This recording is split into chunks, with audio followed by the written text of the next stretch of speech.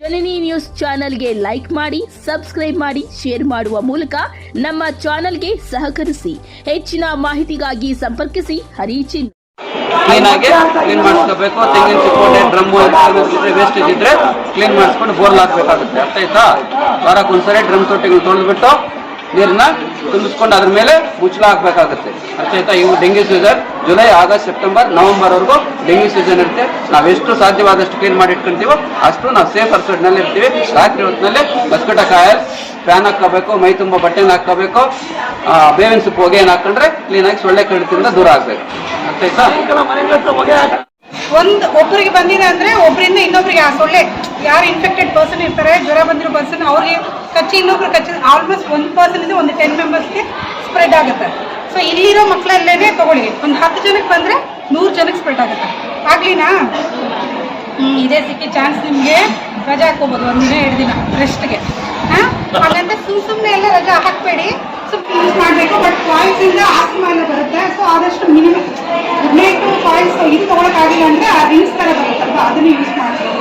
ಆದಷ್ಟು ಏನು ಸೊಳ್ಳೆ ಕಚ್ಚಿಸ್ಕೊಳ್ದಿರೋಂಗೆ ಟ್ರೈ ಮಾಡಿ. ಕಚ್ಚಿದ್ರೆ ಇಮಿಡಿಯೇಟ್ ಆಗಿ ಏನಾದ್ರು ಫೀವರ್ ಬಂದಿದೆ ಅಂದ್ರೆ ನೆಗ್ಲೆಕ್ಟ್ ಮಾಡಿದೆ ನೀವೇ ಹೋಗ್ಬಿಟ್ಟು, ಇವಾಗೆಲ್ಲ ಮೆಡಿಕಲ್ ಶಾಪ್ ಪ್ರತಿಯೊಬ್ಬರು ಡಾಕ್ಟ್ರೇ ಇವಾಗ ಅಲ್ವಾ, ಎಲ್ಲರೂ ಡಾಕ್ಟರ್ಲೇ ಅಲ್ವಾ, ಅವರವರೇ ಮೆಡಿಸಿನ್ಸ್ ತಗೋತಿರಲ್ಲ.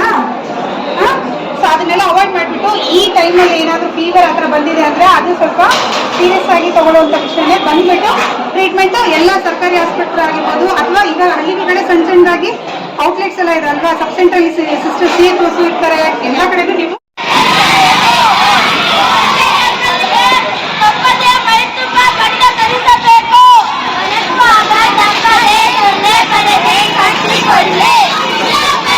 ಆರೋಗ್ಯ ಇಲಾಖೆದು ಏನು ಕಾರ್ಯಕ್ರಮ ಇದೆ ಅದು ಮಕ್ಕಳ ಕಡೆಯಿಂದ ಬಂದರೆ ಎಫೆಕ್ಟಿವ್ ಆಗಿರುತ್ತೆ ಅಂತ ಅಲ್ವಾ.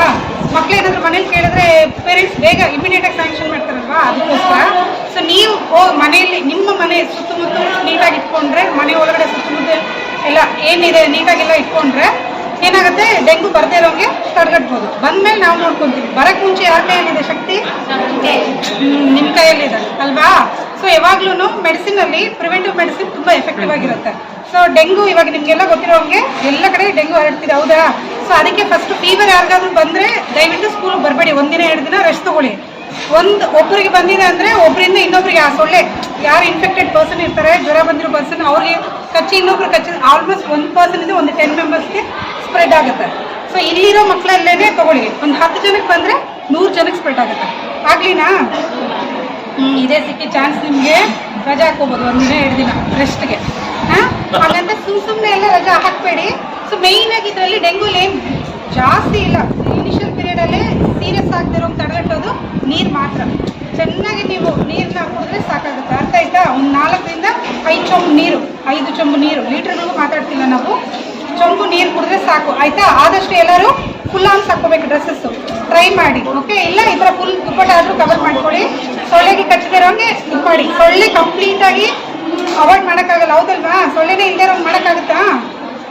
ಆಗಲ್ಲ. ಯಾಕೆಂದರೆ ಒಂದೊಂದು ಸೊಳ್ಳೆ ಮೊಟ್ಟೆ ಇಟ್ಟರೆ 50,000ದಿಂದ ಲಕ್ಷಾಂತರ ಸೊಳ್ಳೆ ರಿಲೀಸ್ ಆಗ್ತಾ ಇರುತ್ತೆ. ಒಂದು ಸೊಳ್ಳೆ 50,000 ಆ ಥರ ಅಂದರೆ ಇಮ್ಯಾಜಿನ್ ಎಷ್ಟು ಲೋಡ್ ಇರುತ್ತೆ, ಅದನ್ನೆಲ್ಲ ತಡೆಗಟ್ಟಕ್ಕಾಗಲ್ಲ. ಸೊ ನೀವು ಸಿಂಪಲ್ ಆಗಿ ಮನೇಲಿ ಏನು ಎಫೆಕ್ಟಿವ್ ಆಗಿ ಮಾಡ್ಕೋಬೋದು ಅಂದರೆ, ಮನೆ ಹತ್ರ ಎಲ್ಲ ಬೇವಿನ ಸೊಪ್ಪು, ಸುತ್ತಮುತ್ತ ಬೇವಿನ ಮರಗಳು ಅವೆಲ್ಲ ಇರುತ್ತಲ್ವಾ, ಸೊ ಅದನ್ನ ಸೊಪ್ಪೆಲ್ಲ ಕಿತ್ಬಿಟ್ಟು ನೀವು ಬೆಂಕಿ ಹಂಚಿ ಆ ಹೊಗೆ ಥರ ಮಾಡ್ಕೋಬೋದು. ಆಮೇಲೆ ನಿಂಬೆಹಣ್ಣು ಅದು ಬೇರುಗಳೇನಿದೆ ಆ ಬೇರುಗಳಲ್ಲಿನೂ ಇದು ಮಾಡ್ಕೋಬೋದು.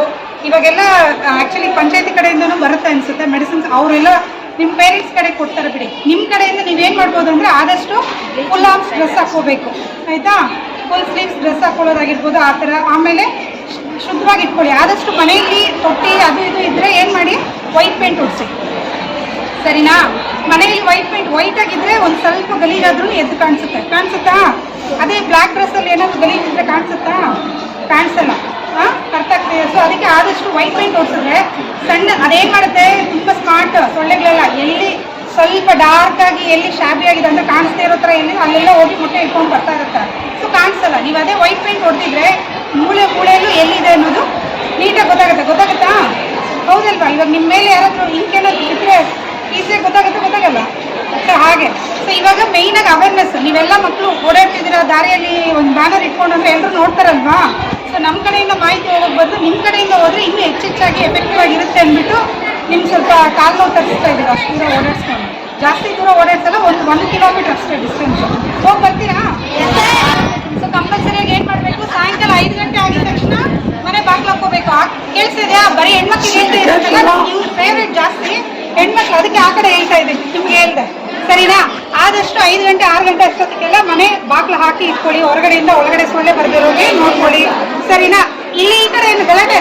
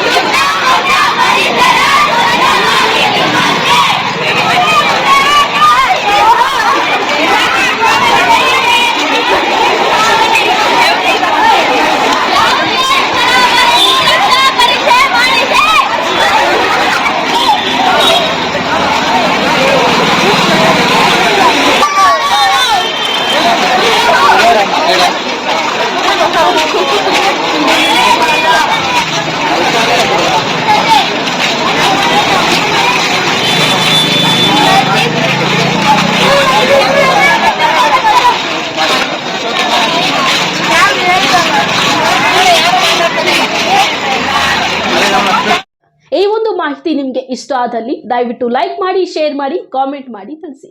ಮುಂದಿನ ವಿಡಿಯೋ ನೋಟಿಫಿಕೇಶನ್ ನಿಮಗೆ ಬರಬೇಕು ಅಂದ್ರೆ ಬೆಲ್ ಬಟನ್ ಅನ್ನ ಕ್ಲಿಕ್ ಮಾಡಿ.